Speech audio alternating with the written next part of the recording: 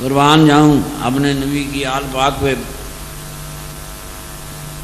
مسلم بن نکیل کے 2 صاحبزادے کوفے میں پکڑے گئے، 2 شہزادے، وہ خبر لینے آئے تھے، کوفے والے دھوکہ کر گئے، وہ بچوں کو اس وقت کے قاضی نے اپنی جگہ رہا کیا، کوشش کی، پر معصوم بچوں کو تو راستہ ہی نہیں آتا تھا، کوفے سے نکل کر جائیں تو کہاں جائیں، وہ سویرے پھر پکڑے گئے۔ امام مسلم بن نکیل کے صاحبزادے ابراہیم بن مسلم،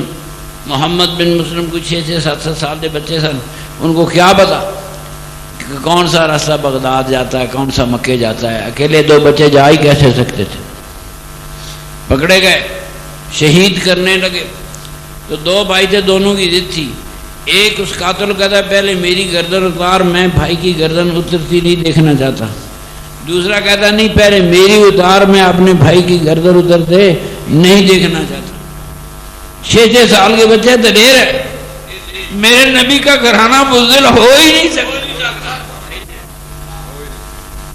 ایسے تو نہیں کہ اب تک دنیا آل محمد پہ درود پڑے گی، اللہم صلی علی محمد وعلی آل محمد، قیامت تک دنیا پڑھتی رہے گی۔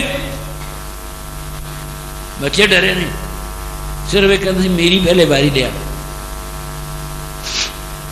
میں بھائی کی گردن کٹتے ہوئی نہیں دیکھ سکتا،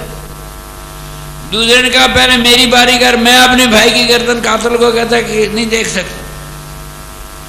مسئلہ حل نہ ہوا،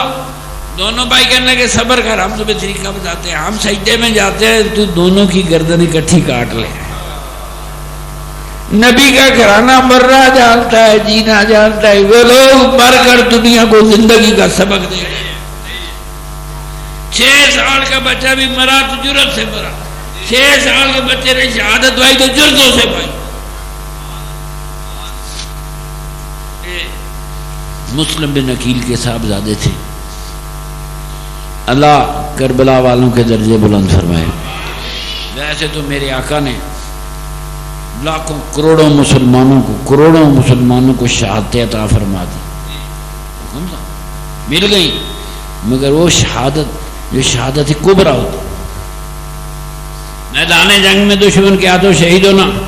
جو شہادتیں نبی پاک کی آل کے حصے میں آئیں وہ تو انہی کے حصے میں۔ اللہ تعالیٰ